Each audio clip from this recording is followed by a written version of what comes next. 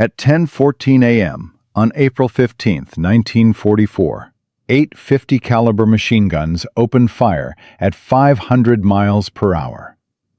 The target, a German Focke-Wulf 190, exploded into a fireball of aluminum and burning aviation fuel, its wreckage tumbling toward the French countryside in twisted pieces. But the American pilot who pulled that trigger, Second Lieutenant Robert L. Booth, wasn't celebrating. He was already dead. He just didn't know it yet. The 19-year-old farm boy from Pennsylvania was trapped in the cockpit of his Republic P-47 Thunderbolt, falling like a dropped anvil in a vertical dive he couldn't escape.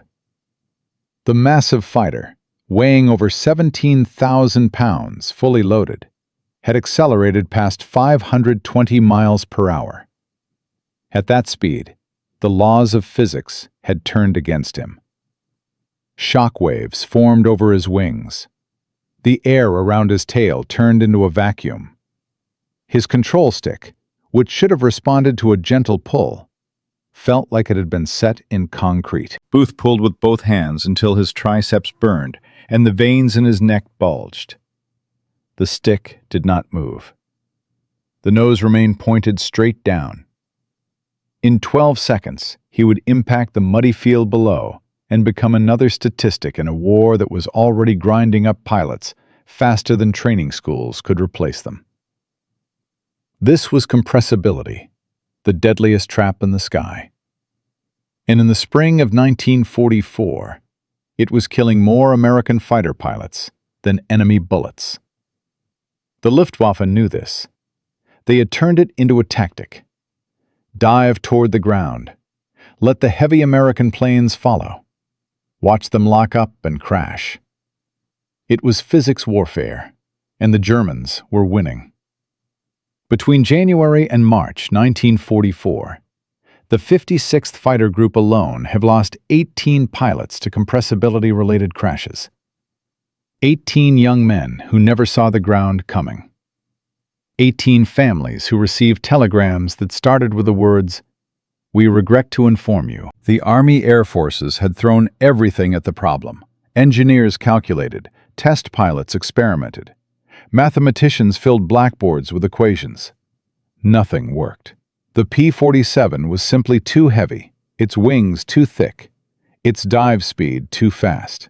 When it passed 450 miles per hour in a steep dive, the transonic airflow over the wings created shock waves that killed the elevator authority. You could pull until your arms broke. The plane would not respond. But everything was about to change because of one terrified kid who grabbed the wrong lever. Robert Booth wasn't supposed to be special. He was a mechanic's son from Allentown, Pennsylvania, a place where the biggest excitement was the county fair and the harvest moon. He grew up with grease under his fingernails, fixing tractors and combines that broke down in the fields. His father ran a small repair shop. Booth learned to read a machine the way other boys learned to read books. He understood hydraulics, pneumatics, mechanical linkages. When something broke, he didn't panic. He diagnosed. He fixed. He moved on. In 1943, the war needed pilots more than it needed mechanics. Booth volunteered. He was 18 years old. He had never been in an airplane. At flight school in Arizona, his instructors noticed something unusual. Booth didn't fly with instinct. He flew with logic. When other cadets panicked during emergency procedures, Booth stayed calm. He treated the cockpit like a broken tractor. He identified the problem. He found the solution. He executed. He graduated near the top of his class, not because he was naturally gifted, but because he refused to quit. By April 1944, Booth had been assigned to the 56th Fighter Group, the legendary Wolf Pack, commanded by Colonel Hubert Zemke. He had exactly 7 combat missions under his belt. 0 kills, 0 close calls. He was invisible, unremarkable, another rookie pilot learning to survive. On the morning of April 15th, his flight leader briefed them on the mission. Escort bombers to Stuttgart, engage targets of opportunity, return home. Standard stuff. Booth climbed into his P-47, serial number 42-75211. The ground crew chief, Sergeant Miller, slapped the fuselage. "Bring her back in one piece, Lieutenant." Booth nodded. He didn't know that in 90 minutes, he would violate every operating limitation in the pilot's manual and accidentally invent the most important aerodynamic breakthrough of the war. The mission started normally. They climbed to 25,000 feet. The sky was clear.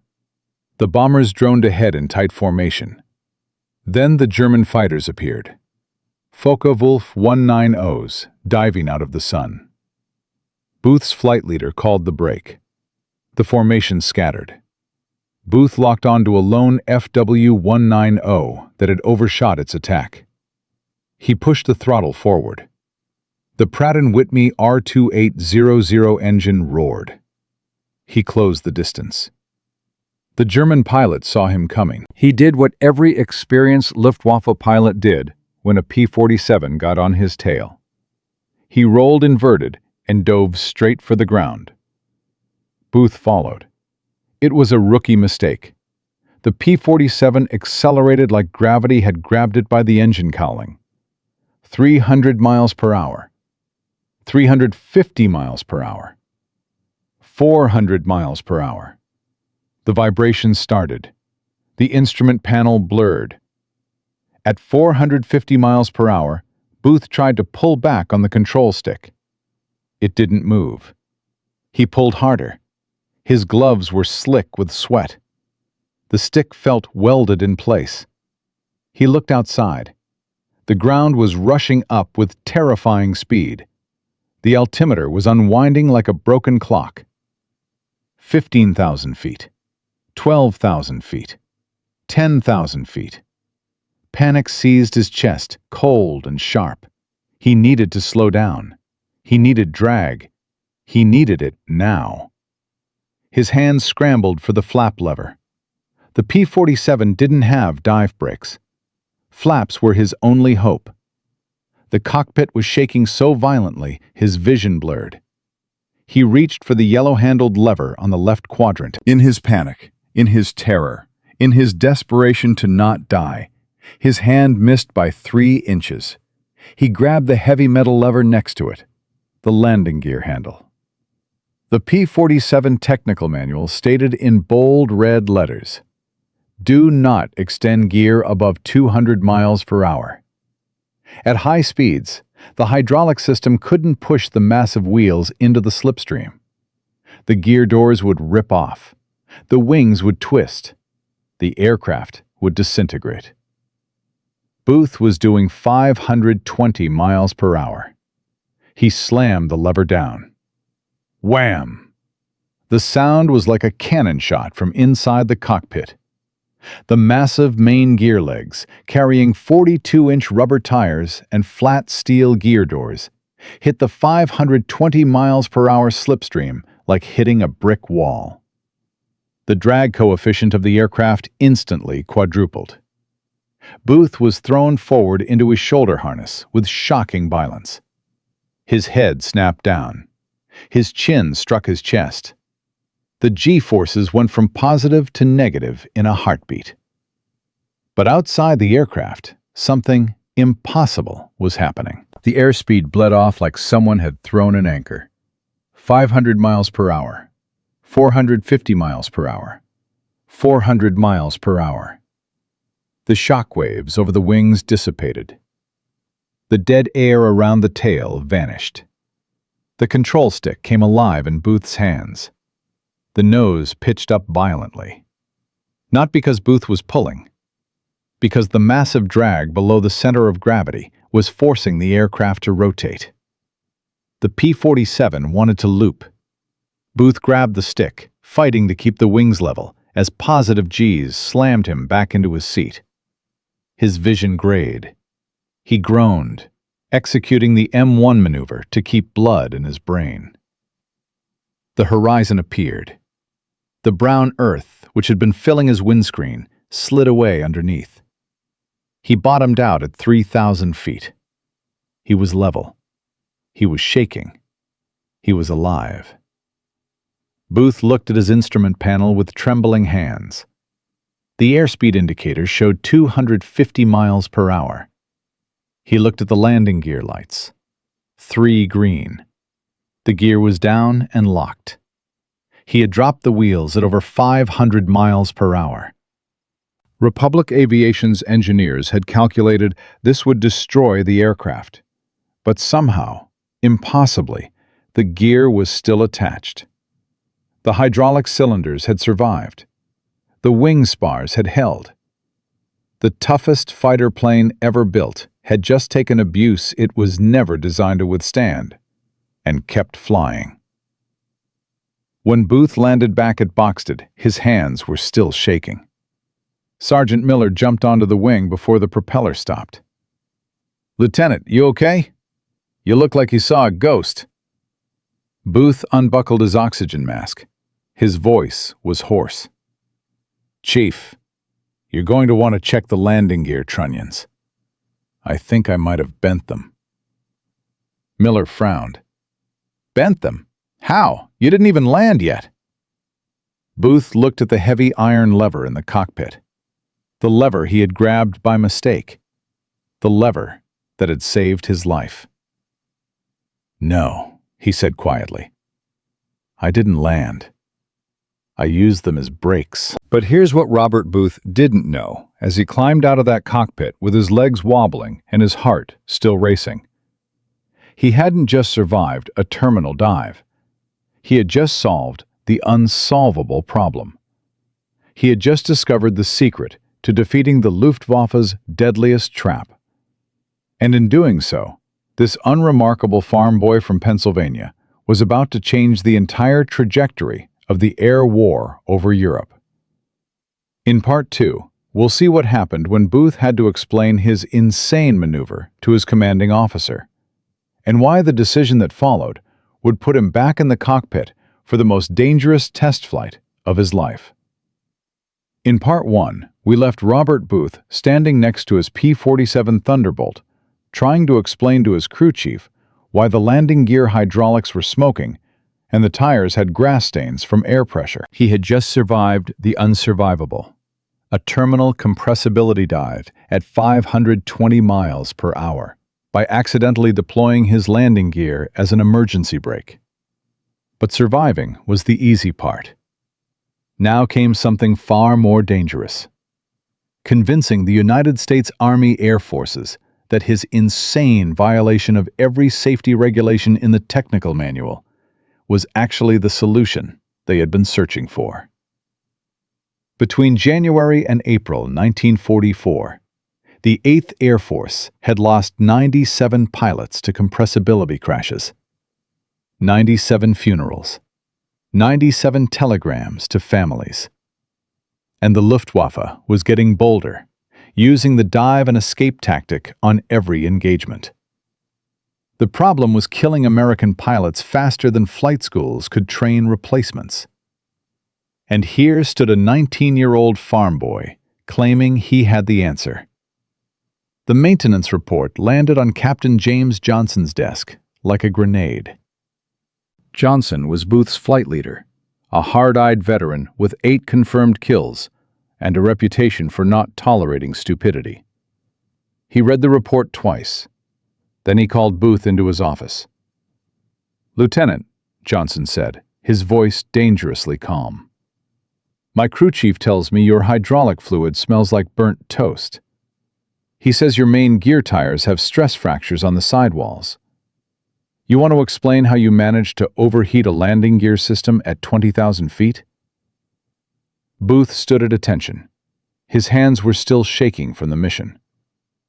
"Sir, I hit compressibility chasing a Focke-Wulf. The controls locked up. I was in a terminal dive." Johnson nodded slowly. He had lost friends to that coffin corner. "And?" "I panicked, sir. I tried to dump the flaps to create drag. I grabbed the wrong handle. I deployed the landing gear." The room went silent. Johnson stared at him. "You dropped the gear. At what airspeed?" "Needle was past 500, sir." "And the wings didn't rip off?" "No, sir. It slowed me down. The drag broke the shock waves. I recovered at 3,000 feet. Johnson leaned back in his chair. The technical manual said gear deployment above 200 miles per hour would destroy the aircraft. But there was Booth's P-47 sitting in the revetment, intact. And there was Booth, alive and breathing. "Go get some chow, Lieutenant," Johnson said finally. "Don't talk to anyone about this yet. I need to make a phone call." That phone call went to Colonel Hubert Zemke, commander of the 56th Fighter Group. Zemke was a tactical genius who viewed aerial combat as applied physics. He didn't believe in luck or miracles. He believed in mathematics and engineering. When Johnson brought Booth to Zemke's office the next morning, the colonel listened without interrupting. He paced his small office, hands clasped behind his back, staring at a technical diagram of the P-47 pinned to the wall. "Let me understand this correctly, Lieutenant," Zemke said, turning to face Booth. "You claim the landing gear acted as a dive brake." "Yes, Colonel." "And you claim the aircraft remained structurally sound." "Sergeant Miller says the trunnions are stressed, but the wing spars are intact, sir." Zemke looked at his engineering officer, Major David Schilling, who was leaning against the doorframe with a slide rule in his hand. Schilling was an ace himself, a man who understood the P-47's engineering better than anyone. "Dave," Zemke asked, "is this physically possible?" Schilling had been calculating since Johnson's call. "Theoretically, Colonel. The main wheels are 42 inches wide. The gear doors are flat plates. Deploying them at 500 miles per hour creates enormous drag. The coefficient would jump by 300 to 400%. It's like throwing an anchor." "Would the hydraulics survive?" Zemke pressed. "Republic built the system to handle 3,000 psi surges," Schilling said. "At that speed, the pressure would spike to maybe 2,800 pounds per square inch. It's close. Very close. But if the gears cycle symmetrically, and the pilot doesn't fight it..." Zemke turned back to Booth. He studied the young pilot's face. He saw fear, but he also saw certainty. Compressibility had killed 18 of Zemke's pilots in 3 months. 18 trained fighter pilots who had survived gunnery school, navigation training, and formation flying, only to die because physics turned against them at 450 miles per hour. If this farm boy had stumbled onto a solution, it could change everything.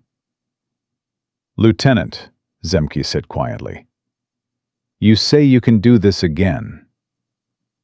Booth felt his stomach drop. "Do it again, sir?"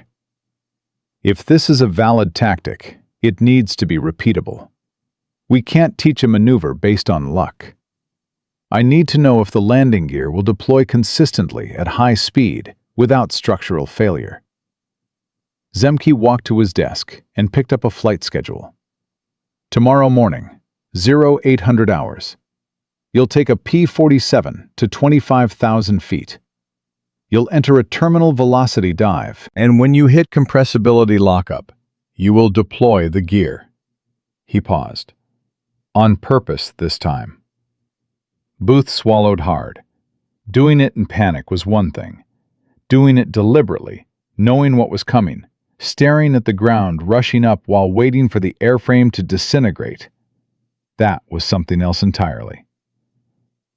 "Sir," Booth managed, "what if it doesn't work?" Zemke's expression didn't change. "Then we'll know it was a fluke, and we'll name the crater after you." That night, Booth couldn't sleep. He lay in his bunk staring at the ceiling, listening to the breathing of other pilots. He thought about the hydraulic system. The pump was driven by the engine accessory gearbox. At 500 miles per hour, the ram air pressure against the gear doors would be enormous. Thousands of pounds of force trying to keep those doors closed.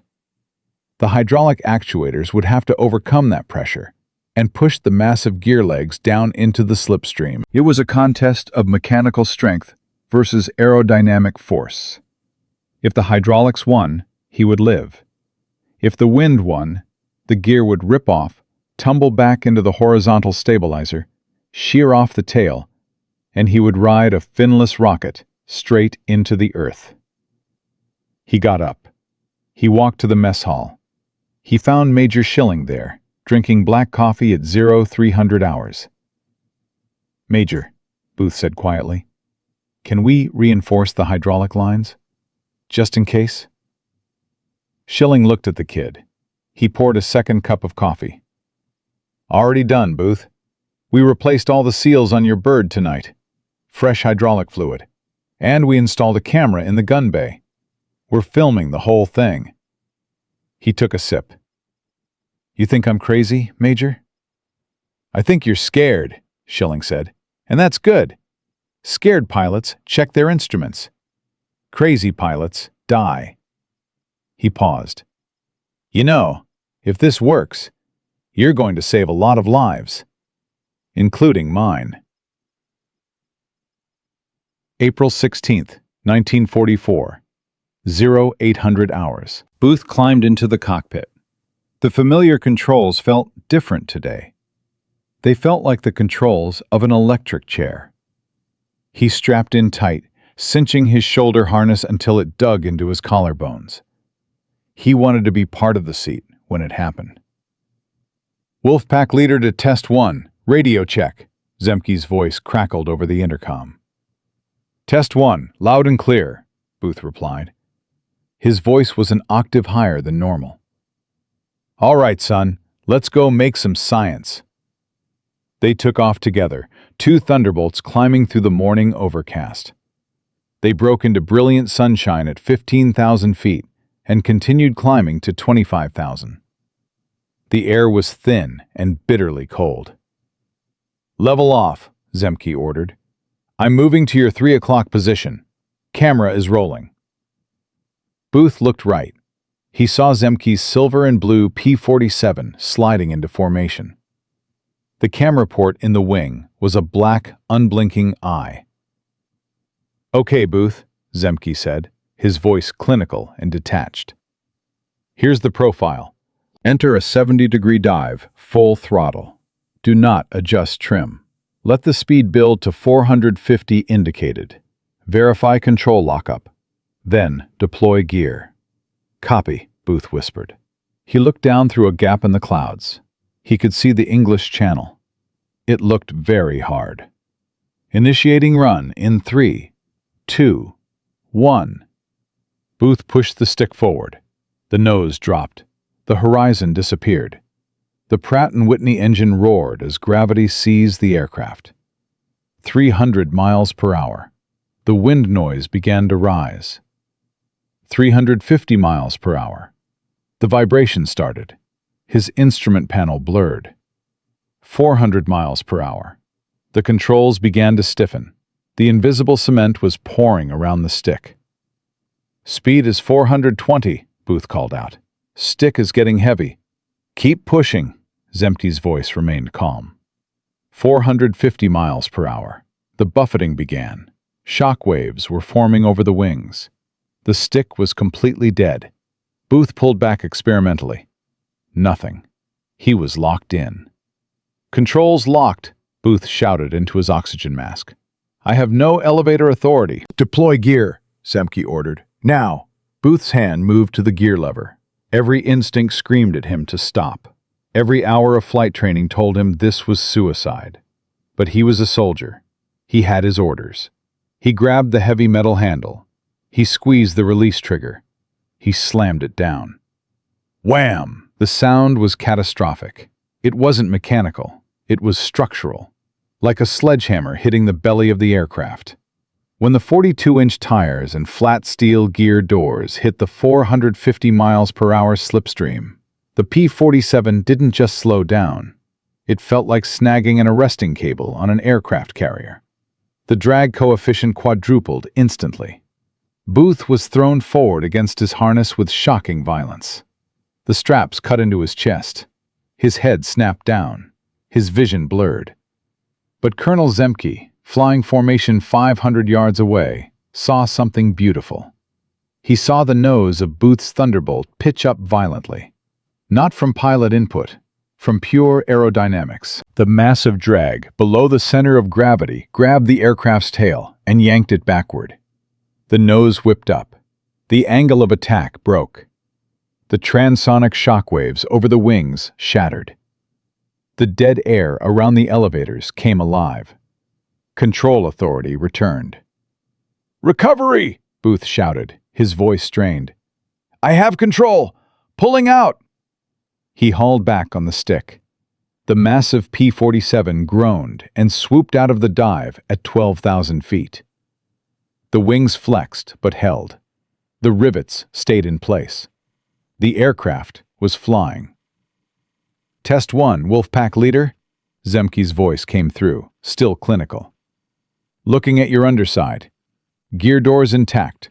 Struts appear straight. No visible hydraulic leaks. You didn't lose them, son." "Roger, Wolfpack Leader," Booth breathed. "I think I might have aged 10 years, but the plane's fine." They circled back to Boxstead. Booth retracted the gear. 3 green lights. The system had survived. When they landed, the ground crew swarmed his aircraft. Major Schilling was first under the wing with a flashlight, inspecting the hydraulic cylinders and the heavy steel trunnions that held the gear to the wing spars. "Well?" Zemke asked, pulling off his flight gloves. Schilling wiped grease from a fitting. "Stressed, yes. We popped some seals. But broken? No. Republic built this thing like a bridge, Colonel. It took the load." Zemke turned to the crowd of pilots who had gathered on the flight line. They had been watching, waiting for the verdict. "Gentlemen," Zemke announced, his voice carrying over the sound of idling engines. "We have a new maneuver. It's ugly, it's violent, and if you execute it wrong, it will kill you. But if you execute it correctly, it's the only thing that will save you in a compressibility dive." Within 48 hours, every pilot in the 56th Fighter Group was being briefed on the gear brake maneuver. The kid with 0 kills was teaching aces how to survive. Booth stood at a chalkboard covered in aerodynamic diagrams. "The key," he explained, his voice steadier now, "is not to hesitate. Drop the gear as soon as the stick freezes.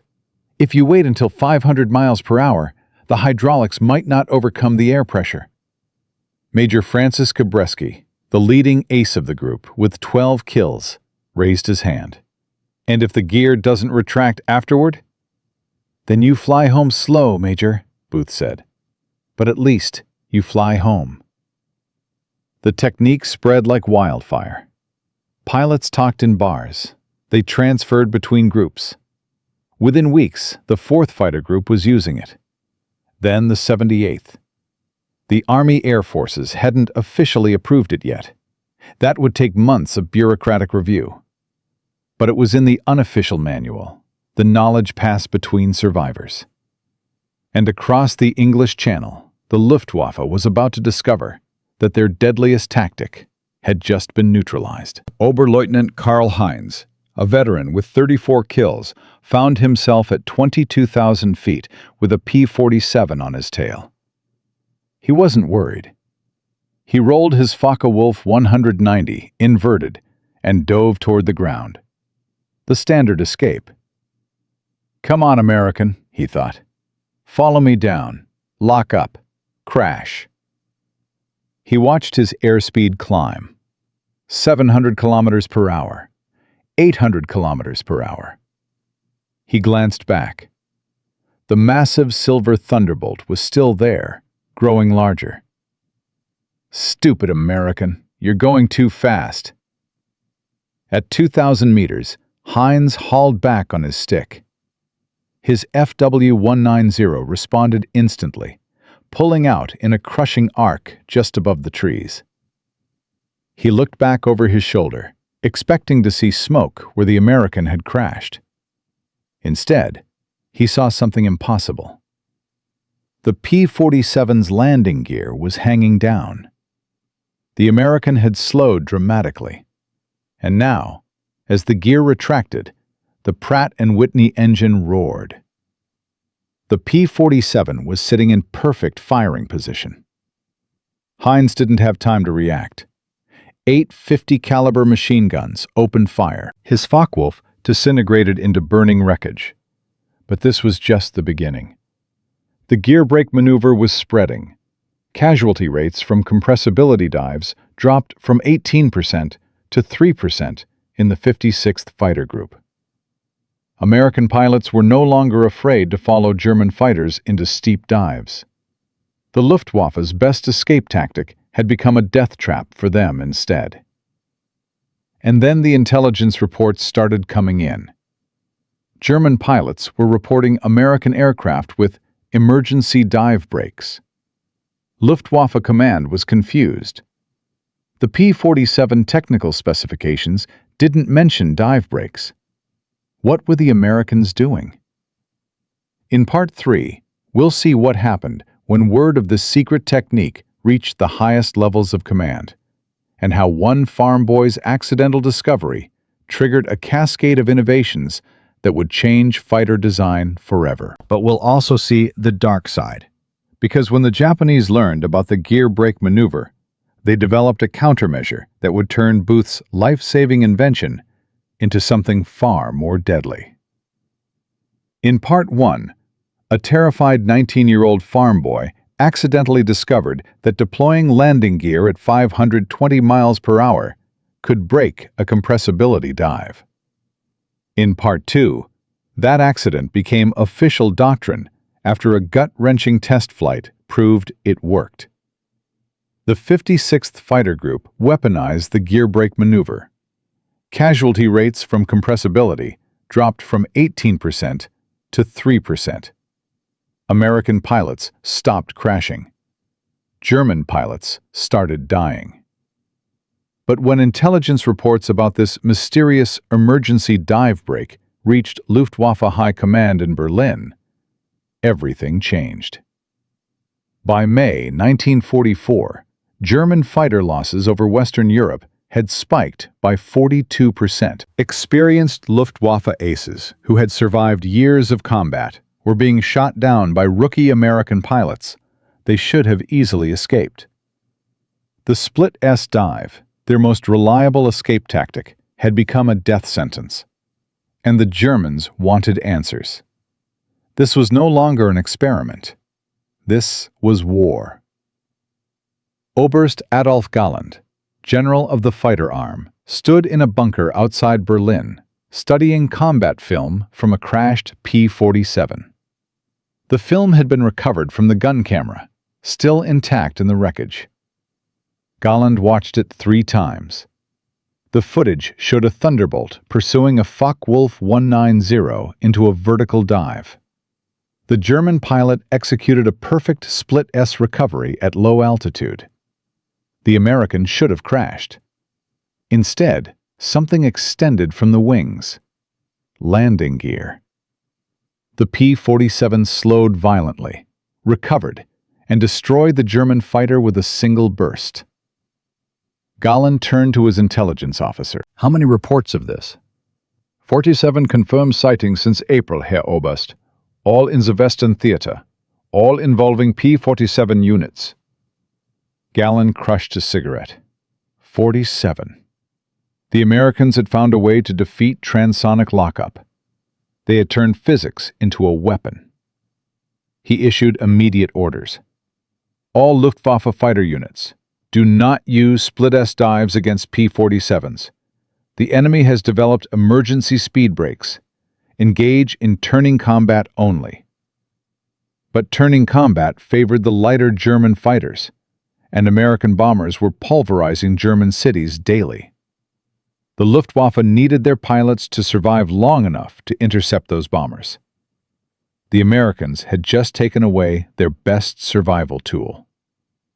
Within 2 weeks, Luftwaffe fighter doctrine was rewritten.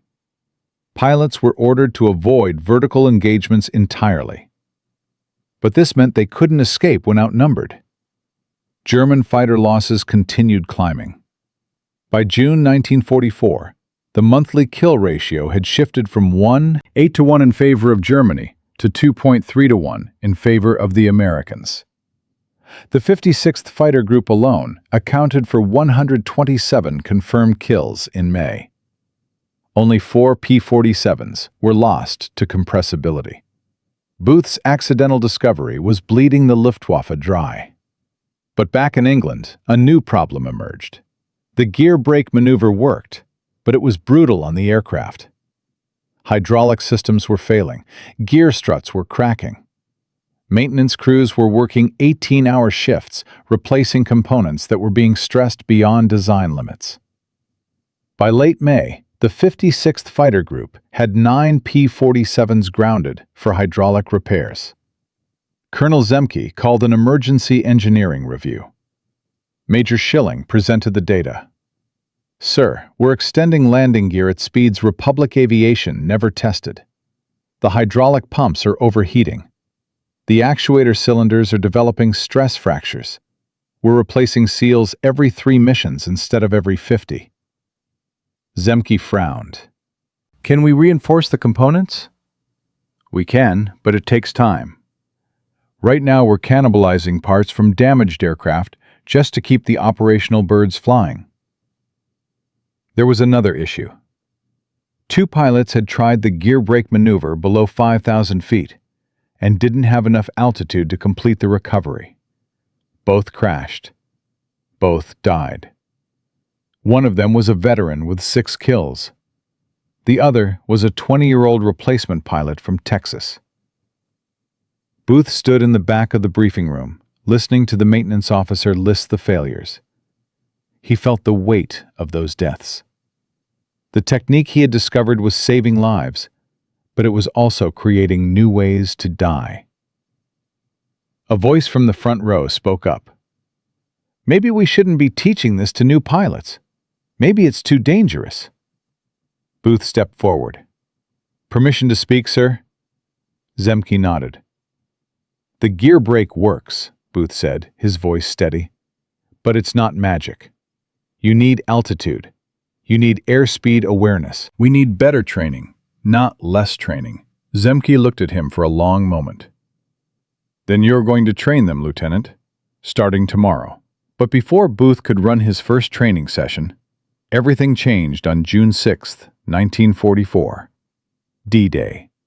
The Allied invasion of Normandy. The largest amphibious assault in history. And the 56th Fighter Group was going to be right in the middle of it. The briefing came at 0400 hours. Every pilot was awake, tense, silent.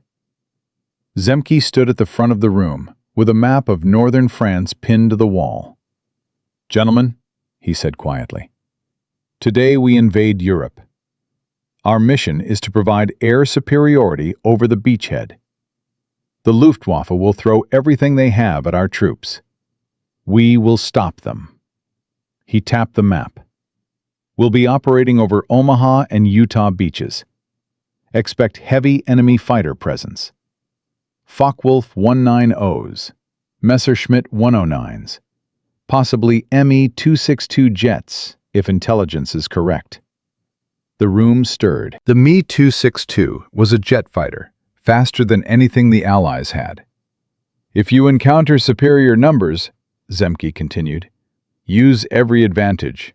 Speed, altitude, and yes, if you get into compressibility trouble, use the gear brake. But remember, you need 5,000 feet minimum for recovery."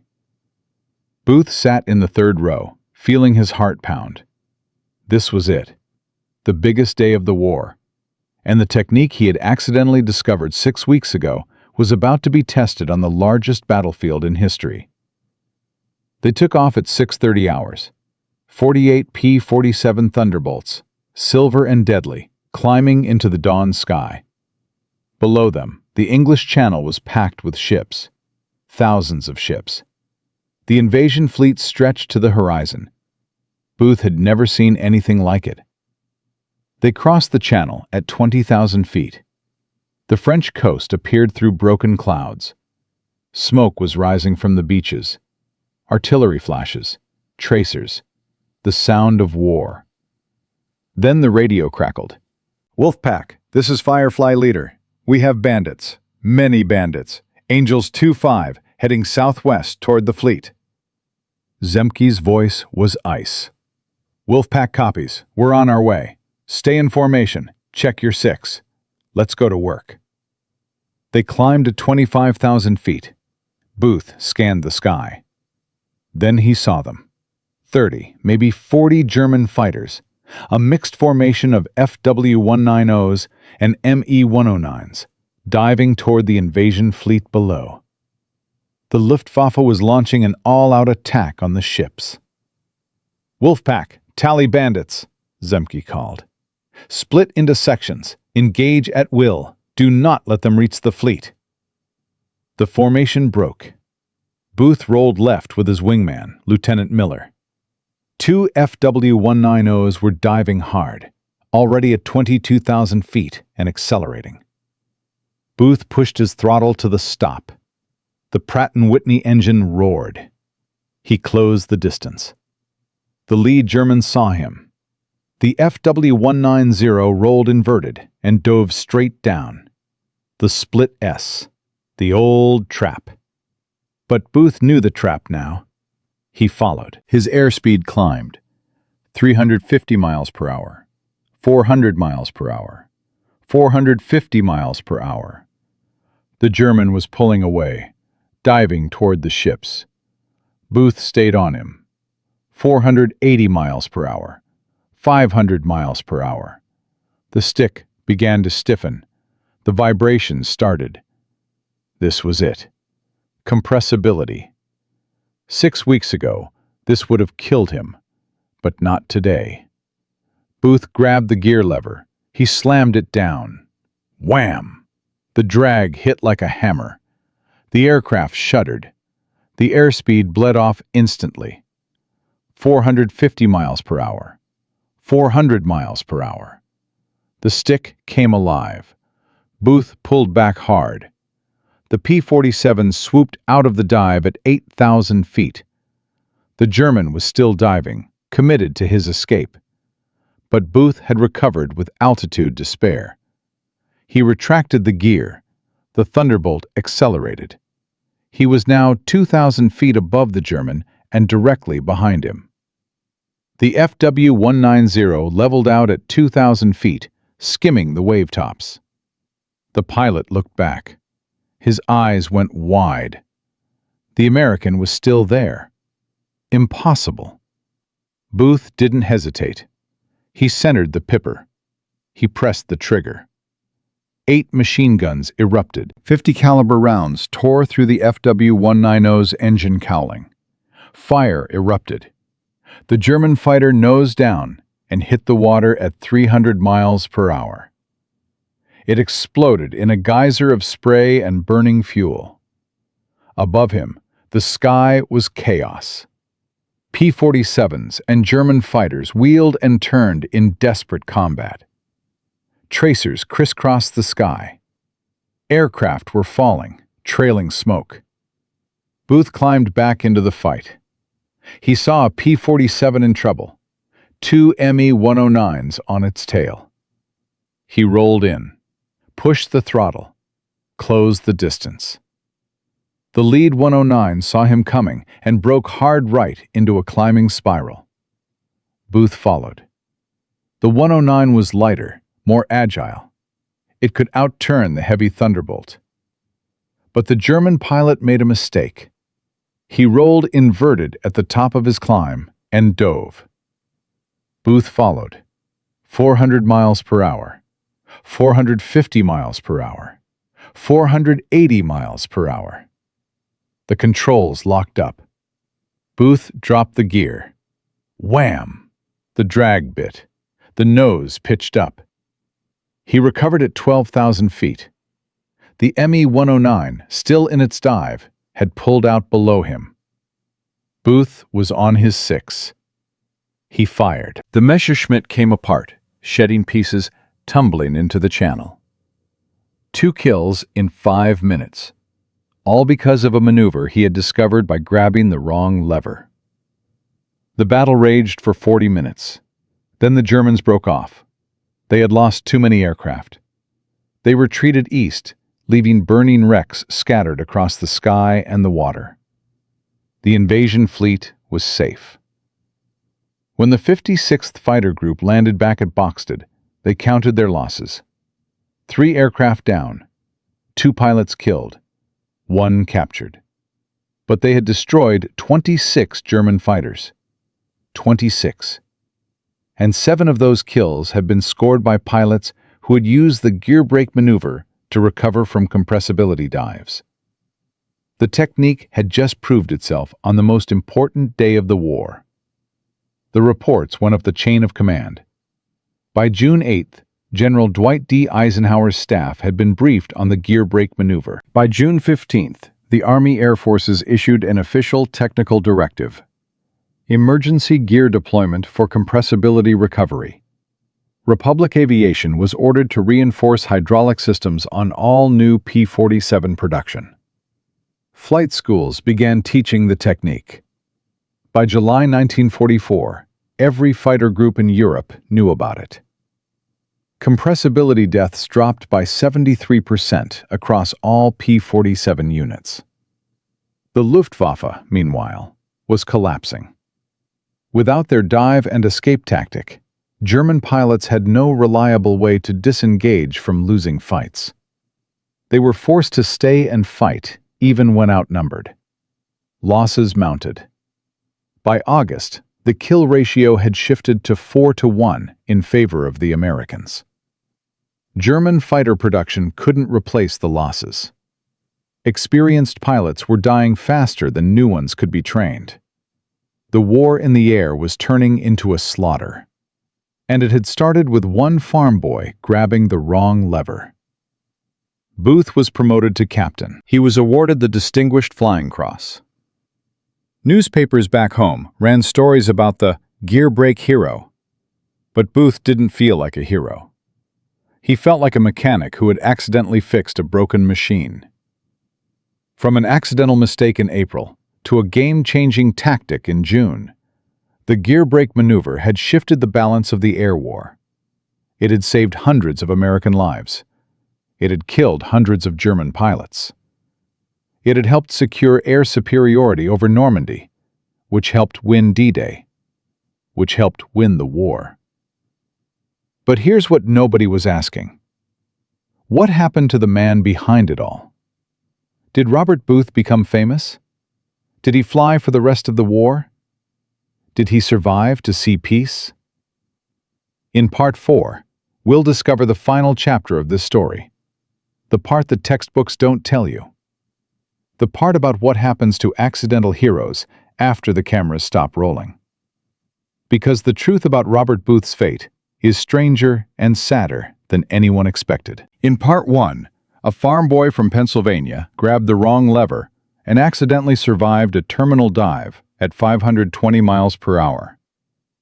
In Part 2, that mistake became doctrine after the most terrifying test flight of his life. In Part 3, the gear brake maneuver changed the air war over Europe, helping secure D-Day and bleeding the Luftwaffe dry. The technique saved hundreds of American lives and helped shift the kill ratio from 1.8-1 against the Americans to 4-1 in their favor. Captain Robert Booth became a war hero. Newspapers ran his story. Generals knew his name. But here's the twist nobody saw coming. After achieving all of that, after changing the course of aerial warfare forever, Robert Booth simply disappeared. Because success sometimes comes with a price nobody talks about. And that price was 40 years of silence. The war ended for Robert Booth on May 8, 1945. VE Day. Victory in Europe. He had flown 127 combat missions. He had 17 confirmed kills. He had survived being shot down once, bailing out over France and walking back to Allied lines through 60 miles of enemy territory. He wore the Distinguished Flying Cross, the Air Medal with 4 oak leaf clusters, and the respect of every pilot in the 56th Fighter Group. He was 20 years old. The Army Air Forces wanted to keep him. They offered him a permanent commission. They wanted him to train the next generation of fighter pilots, to teach the gear brake maneuver at flight schools across America. But Booth declined. He took off his uniform in June 1945, folded it neatly into a trunk, and went home to Allentown, Pennsylvania. He put on denim overalls and went back to work. His father's repair shop had struggled during the war.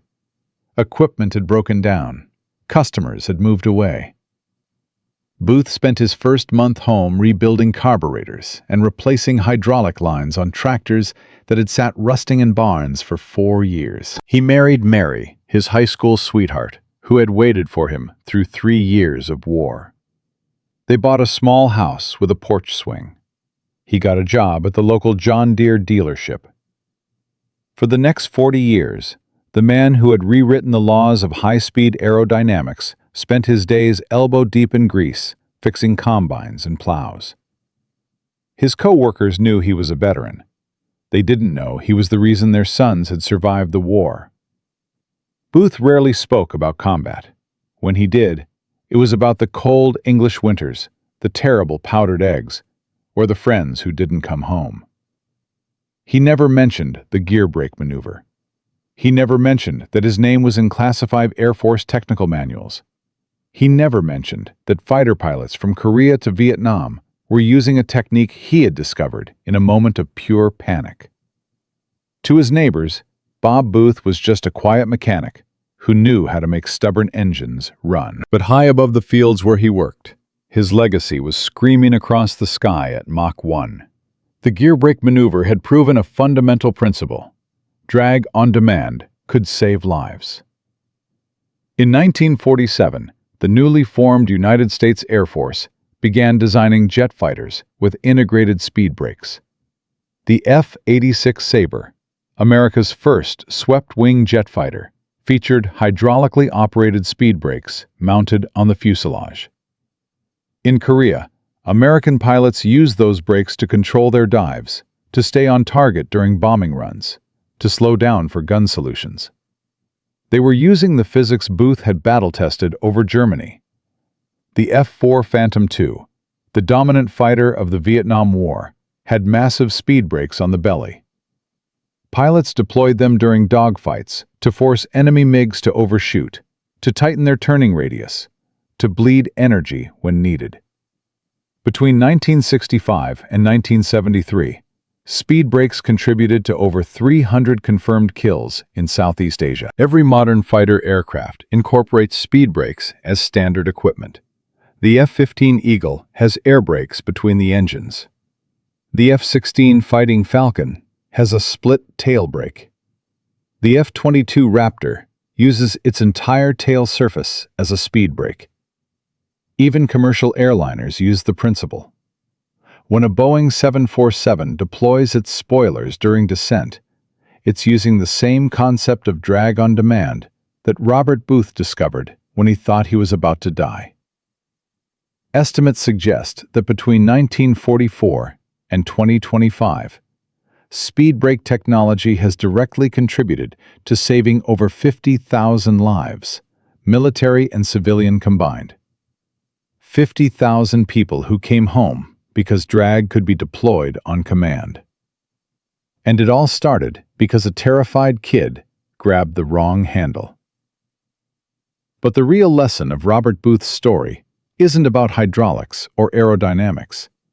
It's about where innovation actually comes from. We like to believe that progress happens in laboratories, that breakthroughs come from PhDs and research grants and years of methodical experimentation. And sometimes they do. But history shows us that some of the most important innovations come from accidents, from desperation, from people who didn't know something was impossible, so they just tried it anyway.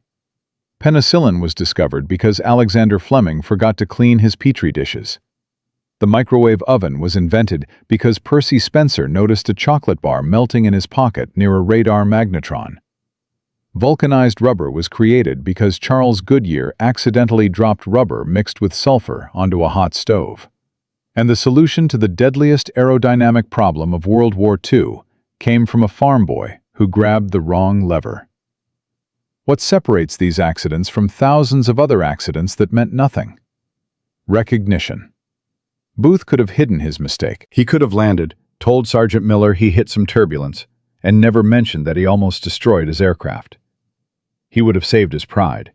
He would have avoided scrutiny. But he spoke up. He admitted the error.